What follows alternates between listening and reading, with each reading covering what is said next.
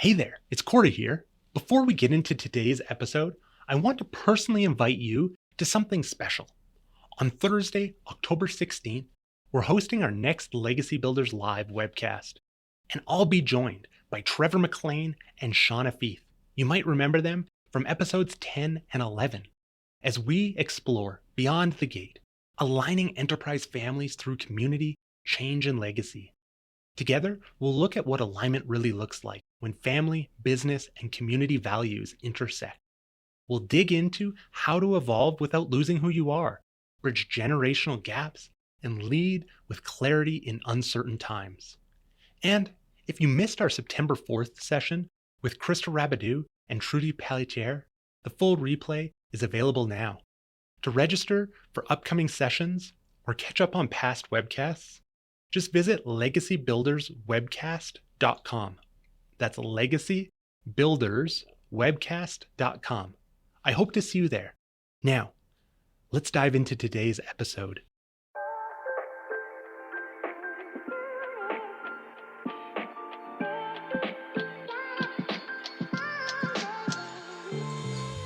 Welcome to Legacy Builders, Strategies for Building Successful Family Enterprises. Brought to you by Beacon Family Office at Asante Financial Management Limited. I'm your host, Corey Gagnon, Senior Wealth Advisor, and on this show, we explore global ideas, concepts, and models that help family enterprises better navigate the complexities of family wealth. Today, we welcome Jenna Carvalho, founder and principal of Guardian Estate Company. After more than a decade helping families navigate estate planning and administration at BMO Private Wealth, Jenna started Guardian to offer something deeply personal, clear, and grounded to provide support for families facing complex decisions. She's personally managed over 100 estates of varying complexities, as well as acted as trustee for dozens of trusts, foundations, and power of attorney appointments. Her work is driven by a belief that families deserve both guidance and peace of mind. My goal is to be the most curious person in today's conversation with Jenna, where we will explore what really happens when someone steps into the role of executor, often without knowing what lies ahead. We'll talk about what makes an estate plan practical, not just polished, and how good intentions can fall short without clear communication. We will also consider how the right conversations today can shape not just the transfer of wealth, but the experience of those who carry it forward. Now, let's dive in.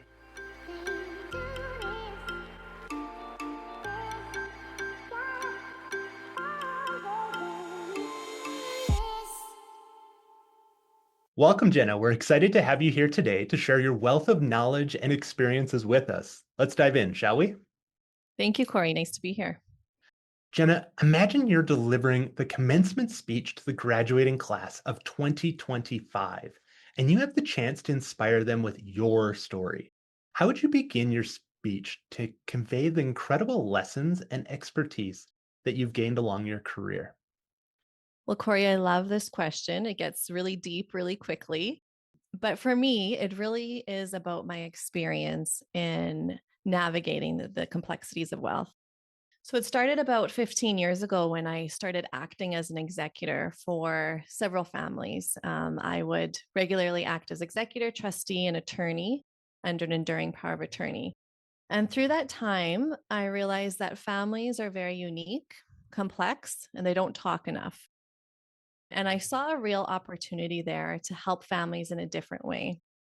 Help them first understand the complexities of passing along wealth, and then two, understand who should be in charge of doing that. So I think often there's all this wonderful planning that happens, but not enough thought that goes into who's going to activate and who's going to execute and who's going to do the job well. So I saw an opportunity to help clients in a different way. And right now I navigate and help families choose the best professional executor, a trustee, and attorney for their estate, whether that be a private individual or a corporate entity. Lessons is really about finding the best fit and ensuring that the heirs are well equipped to deal with the finances and to deal with the inheritances that they're receiving, but also that the relationships stay intact. That's the most important thing, to ensure that once mom or dad are gone, that the family is still a cohesive unit and can still have Thanksgiving dinner together. Amazing. Jenna, so being thrown into acting in these different roles 15 years ago, tell me, what was that first file like? I've never received that question, Corey, and I love it. The first file was overwhelming. First time you're acting as an executor, you're learning so much. Different priorities are being thrown at you. Different people are calling you, asking questions, and you have to stay organized, calm, and neutral. So the first file I was dealing with was a gentleman who passed away, and he was leaving his estate to three beneficiaries who were charities in Canada. So I had to reach out to the beneficiaries, the charities, get their contact information.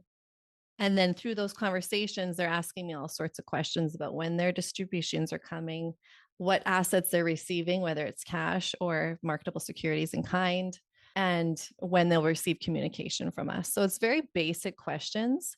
But as a first time executor, you really are learning as you go. So there was no conflict in that estate, luckily. We got more conflict as we went along, Right. but it was a really good estate to learn on, and we achieved a great outcome for the charities. Awesome. And so those charities maybe knew the questions to ask because you were engaging with their legal departments. Is that right? Yes, they each have their own departments, and essentially there's a few people in each charity who are responsible for the estates, what they're receiving from estates in Canada. And so they're really well equipped with what they're looking for, what information to seek, and also the timelines that they should be expecting. Right. And now that first file, maybe quite simple. I'm thinking of the listeners and a family member who's been asked to act in one of these capacities. And maybe we'll go through and there's complexities for each of those titles that you mentioned there, Jenna. In your case, you had people behind you. You had people who had a lot of experience, a lot of processes. And if you didn't, how do you think that even what now reflecting was probably a pretty simple file would have felt like? I suppose if I was a family member acting for an individual's estate and I didn't have support, as you mentioned, one, I think there would be a whole bunch of emotion surrounding the loss of my loved one. Dealing with that at the same time as dealing with financial matters, I think can be quite overwhelming. Seeking support, I think, is important for any individual acting as an executor. So finding those professionals to be in your corner is crucial. So if I was dealing with a tax return, I'd think, okay, the first thing I need is a tax specialist. Maybe there's a corporate entity. We should probably get a tax lawyer in here to do some restructuring and decide how best to dissolve this business. If there's a piece of artwork that's really unique and we don't know if it's insured or how much it might be worth, I'd get an appraiser in there. Real estate agent to value homes. So any asset part of the estate, I would think, who's the best person to give me advice on this to make sure that I'm maximizing the value? I think the most difficult part of any estate administration, though, is their interpersonal relationships, Right. the communications that you have with beneficiaries. Sometimes that can't be taught. Sometimes that's nature and how you can take conflict and how you can resolve conflict.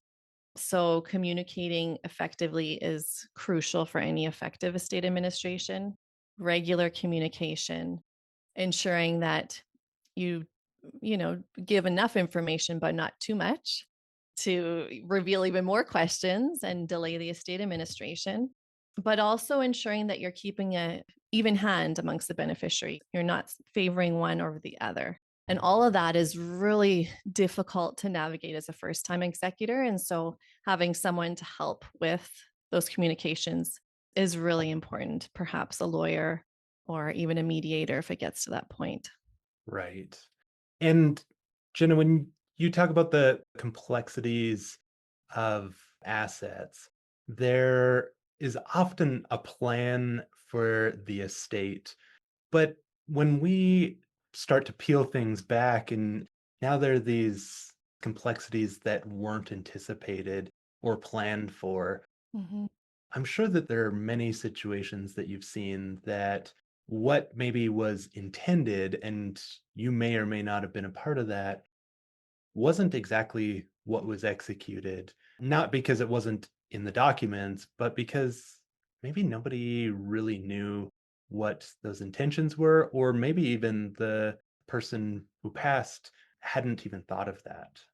Absolutely. When you're asking this question, one particular estate comes to mind where this well known Calgarian passed away. And in his will, he wanted to leave a parcel of land that he had to a charity to create a park in his name. Now, he didn't name a specific charity. So our goal was to find a charity to take that on and to make a park. Wow. You think it would be easy to do that, but it's very, very difficult.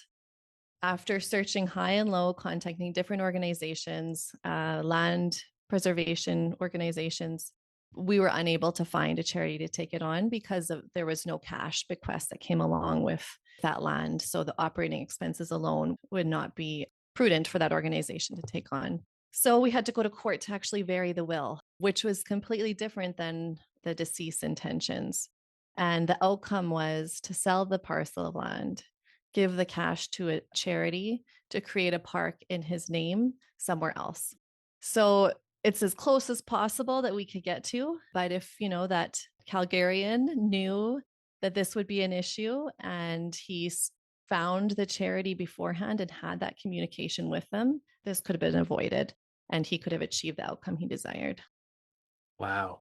So in that case where you were a professional executor and acting in best interest and really putting in the effort to follow those wishes, how was the family involved, or was there family members that were able to be consulted to help ensure that whatever the outcome was as close to maybe what that person wanted?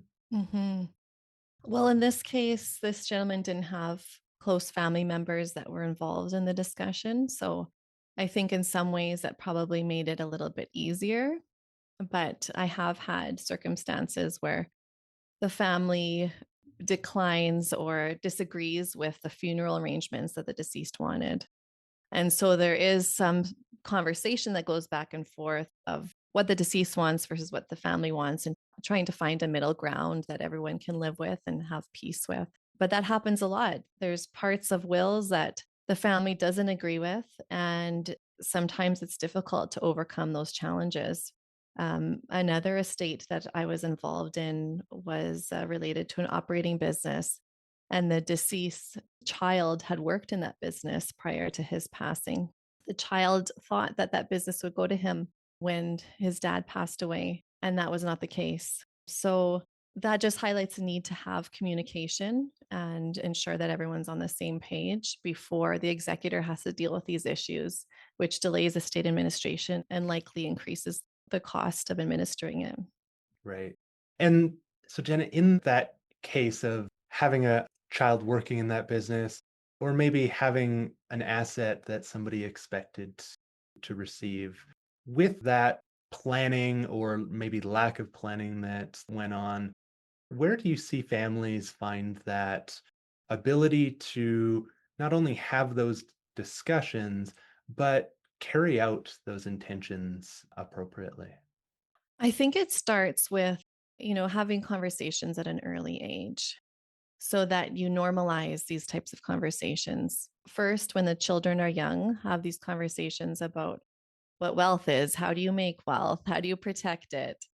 And then as they get older, a little more complex conversations of, how will this inheritance affect your future outcomes and your goals?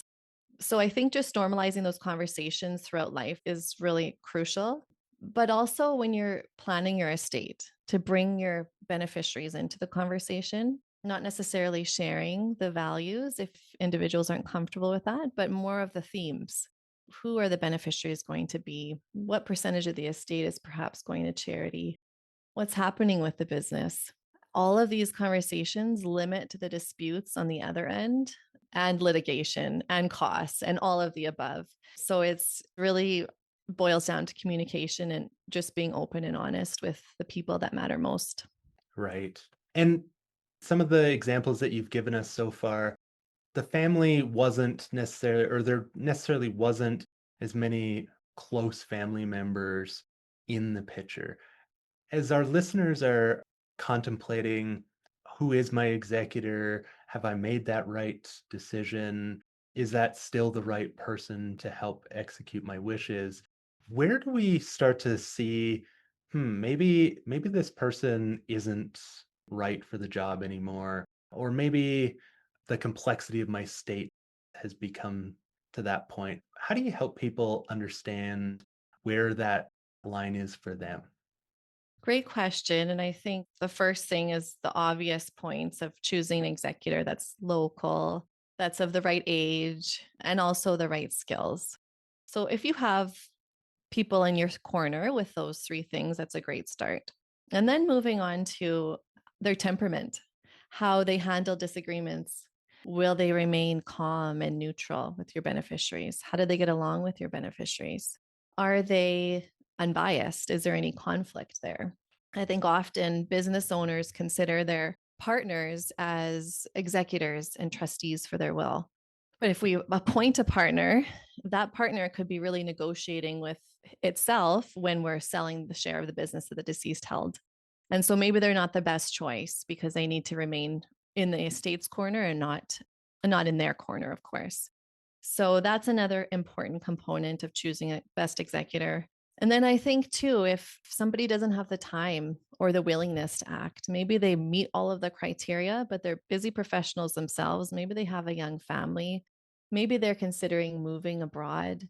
Um, all of those factors come into play, and deciding to remove them as an executor isn't necessarily a bad thing. It's just revisiting the estate plan and choosing the best person at the current time for the next 5 or so years. Right. And how often do people need to reconsider that? As you mentioned, that 5-year time frame, do you find that people do make this decision quite often as it relates to just the executor? Or do you think it's more, all right, time to revisit the whole will, and so they're bringing that up? I would say it's more often they're revisiting the whole will every 3 to 5 years. Yeah. I mean, that's the suggested timeline. I think most people out there probably do it less frequently than that. But it is often an afterthought. Okay, we got to revisit the will. Is this the distributions look accurate? Is there any new family members we want to add? Oh, and this person can still act. Okay, we're good to go. But having a conversation with that person every so often is really important because often people haven't been an executor before. They agree to act, they don't think it's a big deal. But after they've done their first estate, they realize how much work is involved, how much mental energy it takes, and how much time away from their life they have to invest. So, if they've done an estate and they're considering a second, maybe they would reconsider that choice and encourage the testator to choose somebody different. Right. And speaking to our listeners who have been asked to be an executor and they're listening to us and they're saying, oh, maybe I shouldn't have said yes as easy as I did. What could that conversation look like? Going back to their friend, loved one, probably parents, saying, maybe this wasn't the best choice. Well, I think open and honest communication, as I mentioned, is important. But to just go back to that individual who asked you and to say, to ensure I fully understand what I'm committing to, can we have a conversation about what assets you own, what your will looks like, who your beneficiaries are? Once you fully understand that, I think it makes the decision easier.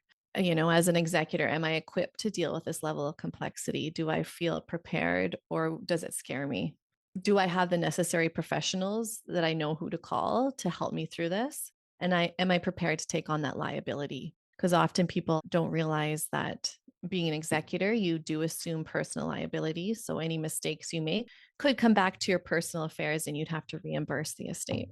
So all of those factors come into play in the discussion. And I think it's much better to have the conversation while your friend or family member is still alive, saying, I can't agree to act, please remove me. Then after they pass away, that executor still has a choice. Do they want to act or not? So if they don't want to act, all they do is sign a simple piece of paper shortly after the deceased passes away and they remove themselves, leaving the estate perhaps in an uncomfortable position. Who's going to be acting? Is there an alternate named? Do they have the skills that the testator intended? So the conversation during life is really the best bet to ensure a smooth administration in the end. And Jenna, I want to go back to the conflict of interest component because when working with family enterprises, and as you were mentioning that conflict of interest, I was thinking about a third party partner, somebody who's arm's length, who's outside of the family. But if the family members are shareholders and now we're putting on more than one hat, we're a brother or sister. Maybe we're still a child of somebody who's surviving. Maybe that spouse of the deceased wasn't acting. And so we have to be in the family as well as in the business because we're an owner. And we've got this new role that we're assuming as executor. What are all those complexities that maybe we should consider? Because it's not now just a business partner who's outside of the family, but somebody who's wearing all these hats. Definitely puts them in an uncomfortable position. The first, obviously, is the relationships that they're having with the other shareholders, which are likely their siblings. How do the siblings feel about their brother or sister being in charge of perhaps the dad's shares of the family business? And how does that affect their relationship? So that's one aspect. The second is doing what's in the best interest of the estate. It's really hard to take off your hat as a shareholder and negotiate or decide on the outcome of the business. Is it going to be sold or transitioned or, perhaps sold to some of the surviving shareholders? It's hard not to be self-interested in that. If you're Right. also a shareholder, you don't want to lose money. You don't want to do something that's bad for yourself or your family. So removing that conflict of interest is a great idea. Otherwise, I think another option in that situation is perhaps to put, if there's two shareholders, two siblings, perhaps put both of them on so that they have equal decision-making power, that there's no, issue in terms of conflict of interest because they're both conflicted. Right. And how about the complexity of now two people acting as executor? Mhm. What does that add? Oh, it adds a lot. I think if you've ever been an executor, working by yourself is often a lot easier than working with somebody else with different decision-making abilities, different work process, different skills. So, yes, I think when you have two executors, both have equal decision-making power. So if you can't come to a decision on a discretionary item, it's really difficult to pass that. You can seek advice, obviously. As a last resort, you could go to the court, but nobody wants to do that. That's an uncomfortable position. So if you are appointing two or more executors, it's great to have them be able to work together really well. And even if they disagree, have a method of moving forward and finding an even ground to make a decision. That would be really helpful. Any more than three, I think, is chaotic. I've seen an estate with five siblings on there. Wow. And yes, and that is a really challenging. Everyone has to make the decision, everyone has to sign off. Five people getting along in one room is almost impossible. So that just creates so much chaos that nobody wants to go down. Absolutely. And thinking of alternatives, you mentioned that bringing and selecting a professional executor is an option. What does that look like to begin exploring if that's right? I think the first thing to explore is just understanding the market out there. I think the professional market is the trust industry's best kept secret. The trust companies, I don't know, between you and I and our listeners, you don't see ads for them on TV. You don't see ads in them for them in the newspaper. They're really only word of mouth, or if you work with an advisor, the advisor shares that information. So, one, finding out what's out there is important. And then two, looking for the best fit. So in Canada, there's 18 trust companies that can act. So they're corporate entities that can be appointed as executor, attorney, and trustee in various provinces across the country. And then there's also a number of private fiduciaries. So these could be lawyers, accountants, professional trust and estate practitioners who take this on as part of their business. That market is obviously less regulated than you would expect from a trust company, but I think they serve well for certain families who need unbiased approach, who need someone that they can see eye to eye and know who's going to be acting for their estate. And often they may know them prior to passing to in other business dealings. So the market is actually quite big out there in terms of options. It's about finding the one that can handle it most prudently, efficiently, and cost effectively.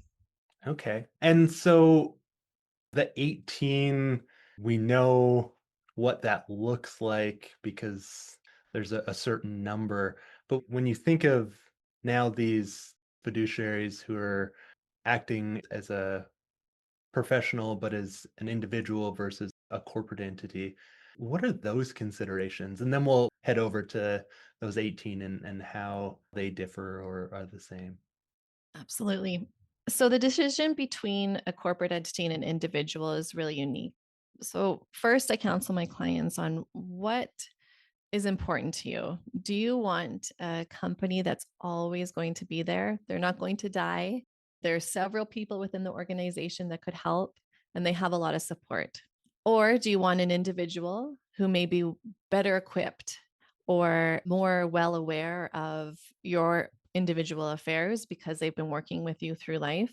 Maybe they have special skills that you need. Maybe they're well accustomed to your business. Perhaps they're a real estate professional who understand the market. So those, I would say that's the major decision is what type of fiduciary feels best. An individual, I think, has to be the right age, obviously, the right location, and then also to make sure that they have the right qualifications as well as plan for insurance. Insurance is really actually quite difficult to get as a private fiduciary over a certain value. So if they have a plan or perhaps some ways to mitigate any risk, then that's ideal. And thinking of conflicts of interest as it relates to them acting, what do you see in that area? I mean, if they're a third party who don't know the family, who weren't involved in the family, I think the conflict of interest is low. If they're well aware of the family dynamics and if they're involved in the business and if they're shareholders of the business, obviously there's really a big conflict of interest there to decide if it's worth appointing that individual. Right. And making that decision versus a corporate entity, thinking of the corporate entity, the insurance and things are maybe not as much of a barrier, or how do they act? And that regulation, I think, is one of the things that you mentioned that was quite different. So, how is that positioned? They are quite highly regulated. And I think they are held to a higher standard than the average professional fiduciary because they are a trust company. They have to provide regular accounting and have policies and procedures in place. So when you go to a trust company, you can expect similar service across the country because they have their policies, they have the way they need to administer an estate, and they have the same support system, whether that be a discretionary committee to make big decisions, whether that be an accounting team to help with the tax returns. So I think you get a similar outcome, and they're also obviously, as you touched on, they're neutral. They follow the letter of the law and they follow your will. Right. They don't care about hurting feelings. They don't care about, who's not having dinner together because their sole job is to do what's in the best interest of the estate. They're not also beneficiaries. So there's definitely no conflict there. And this is what they do each and every day. They're well accustomed to doing that job, and there's a business for it. There's a need and there's a big industry. And Jenna, we started off talking about the importance of families communicating and talking about conflict. Having one of these professional entities acting, how can that help or hinder in that area? It does remove the emotion from decision making. So, in theory, the estate should be administered more cleanly, with less delay because you don't have these ongoing conversations about what mom or dad said or hurt my feelings. And, this is what happened when I was 5 years old. Let's make it right now. So I think that's, an important component of having a trust company in place. When you have an individual, obviously there's more emotion that comes into account and different factors that shouldn't matter come in the decision making process. So, somebody contemplating the pros and cons here, what are some of the factors that maybe we haven't talked about that people ask about or are concerned with? Yeah, I think there is some hesitancy in appointing a corporate entity because it's a business, it's not a person. You lose some of that hand holding and some of that eye to eye conversation. Although all trust companies are great at meeting with people and having those conversations, but ultimately when that person passes away, it could be a different individual acting. So some people are uncomfortable with that. They're also, if they want their executor to be a little more flexible and maybe distribute all personal items in the home a little bit loosely. I would say a person would be better suited because they're going to be a little more flexible and perhaps not as stringent on policy. The other component, of course, is age and if that person's going to be available when the time comes. So I think, we've hit on the major ones, but it's really the person's preference. Some people don't like corporations for certain reasons, and some people don't want to appoint an individual for other reasons. Just placing that liability on the individual alone can be burdensome, and they don't want to do that to a family member or a friend. Right. And somebody's listening and saying, wow, I'm really not sure what mom and dad have done. Maybe I'm a shareholder in the business. We own some assets jointly and we haven't had these conversations yet. Not that I want to promote fear tactics, but what are some of the things that maybe as they're thinking, wow, there's a lot here to consider, what can they bring forward to the family to say, this is important now because, as you mentioned, there's a lot more complexity and costs that could come about if we don't get on this? I think an important thing to talk about is stories. If you share stories of what you heard, that really opens up a conversation. So if you have a friend perhaps who lost their parent and they were completely overwhelmed and shocked about the estate plan, bringing that up, I think, opens a conversation with your own parents. The older generations, some of them are hesitant to share information about their estate. It's a very private thing for a lot of people. So starting that conversation can be quite difficult. But I think it's an important thing to do because the contrary is way worse. The contrary is full of questions, hurt feelings, disputes.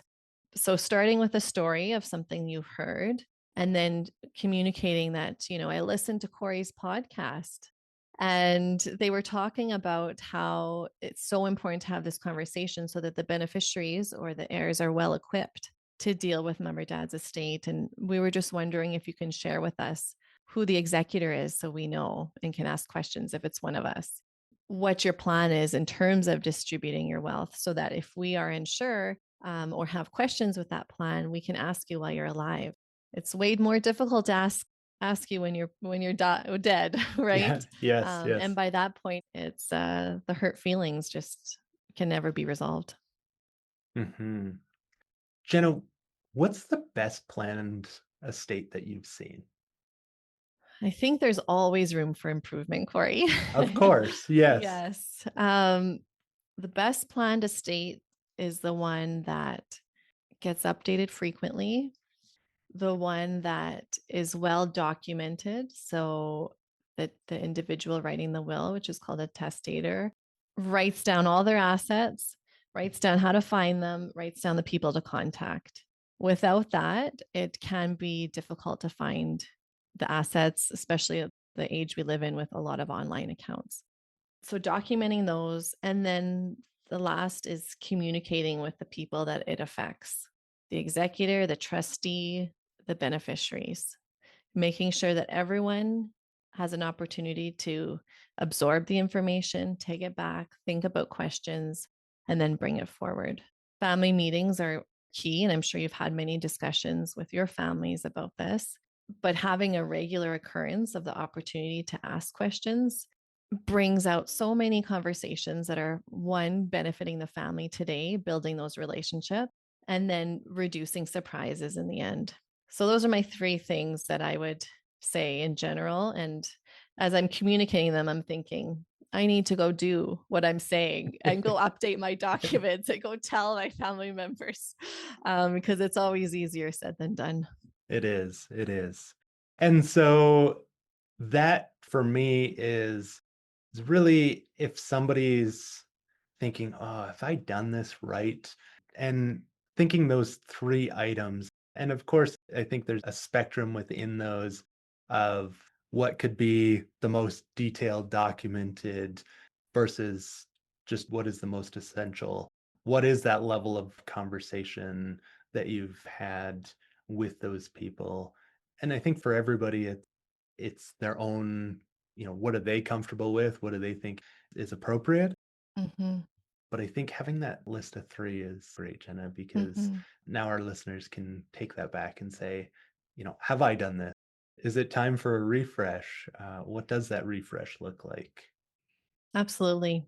I can't stress it enough how beneficial it is for an estate and for family harmony to have those conversations. I've administered over 100 estates, and the ones that are the most successful or the beneficiaries that become the most successful in the end are the ones that knew what was going to happen.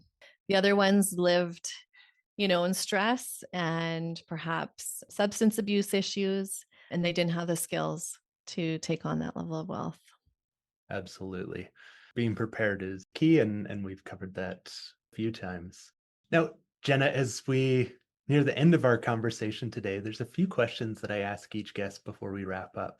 You ready for the tough ones? I'm ready. Great. What is one key strategy you believe is most essential for building a successful family enterprise? The key strategy for me is getting everyone on the same page. Assuming that people believe the same way you do and understand things in the same context is a mistake. So, being purposeful about having those conversations to ensure that people know where they stand and understand the situation in the same way is the best strategy, in my opinion. And what is the most common challenge that you see family enterprises encountering when it comes to wealth transition and generational continuity? So, I think it's the opposite, right? But I think the challenge really boils down to being uncomfortable with the uncomfortable conversations to the point where you avoid them altogether. Right. Avoiding is not a solution, it is a recipe to create too much trouble. So, communicating and having those tough conversations is essential. I love that. Becoming comfortable with the uncomfortable is a great, great one.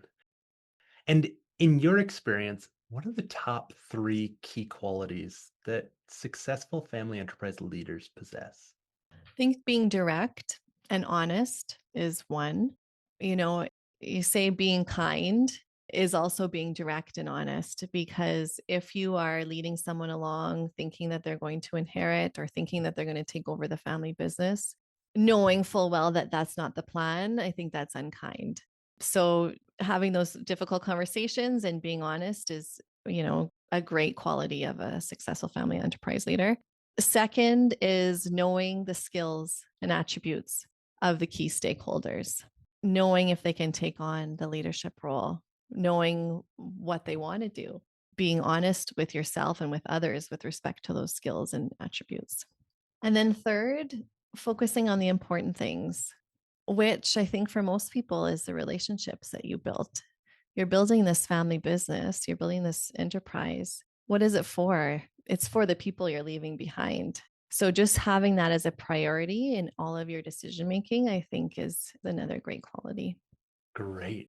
And before we conclude our discussion, I'd like to highlight where our listeners can engage in more of the conversations you're having, as well as any materials or items that you want to point out for our listeners where they can find you or resources relative to our conversation. Well, thanks, Corey. I'll take the opportunity to sell myself a little bit. Please. So I'm from Guardian Estate Company, the founder of Guardian, and we are the only estate service brokerage in Canada. So that means connecting Canadians to the best professional executor, attorney, and trustee according to their unique estate. So we value what we provide to the Canadian marketplace, and we try to find the best fit for clients at the best price. You can find us at guardianestate.ca and feel free to reach out to us with questions. We're always happy to have a chat. Great. You also co-host a podcast. Can you plug that for me? We co-host a podcast. Yes, I co-host with a lawyer, Gordon Vanderlee. Our podcast is called Estates Made Simple. And we really highlight estate administration issues and just providing information on how to act prudently in an estate for the executor listener. Great. And I wanted to make sure that we covered everything today. Is there anything else that you'd like to share with our audience that maybe we didn't get a chance to touch on? No, thank you so much, Corey. Great to be here. Well, thank you, Jenna. Thank you for taking your time. Thank you for sharing all of the stories, your experiences, expertise with us today. Your insights have been incredibly valuable to me, and I know that our listeners will be grateful for your contribution as well. Oh, thank you. As we wrap up this episode, we invite you to reflect on Jenna's reminder that estate planning is personal, built through clear decisions, steady guidance, and the kind of conversations that families remember long after the paperwork is done. Whether you're part of a family enterprise or work alongside enterprising families, Jenna's perspective offers a grounded view of the decisions, roles, and conversations that make estate planning work lived, not just something on paper. Throughout our conversation, Jenna shared what it means to take on the role of executor with confidence and care. She walked us through real situations, unexpected conflicts, unclear intentions, and emotionally charged decisions that many families face. As she offered a path forward, start conversations early, choose the right people for the right roles, document what matters, and revisit it all as life evolves. These are the steps that turn intention into preparation and help families move through transition with greater trust and less regret.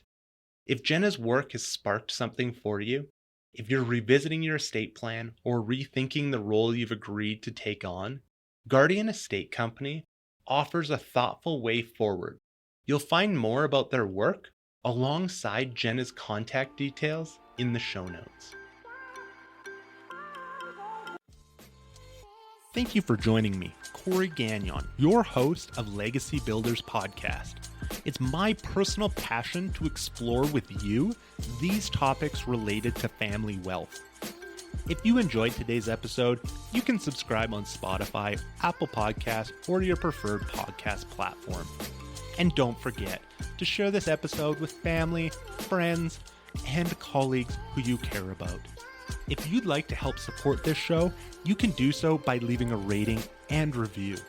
If you have any questions about anything shared on today's episode, or have topics you'd like us to dive deeper into in future episodes, please let us know by emailing beaconfamilyoffice@asante.com. That's beaconfamilyoffice@ASSANTE.com.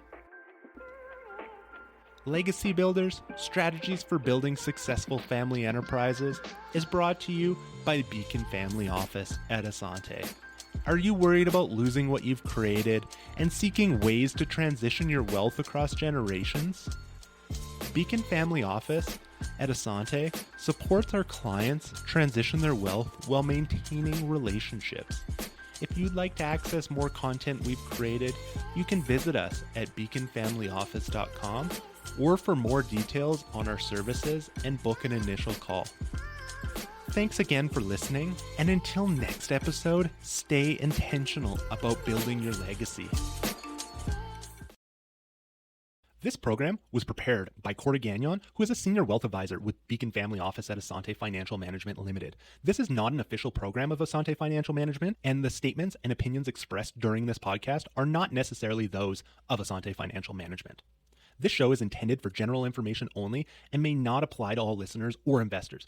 Please obtain professional financial advice or contact us at beaconfamilyoffice@asante.com or visit beaconfamilyoffice.com to discuss your particular circumstances prior to acting on the information presented.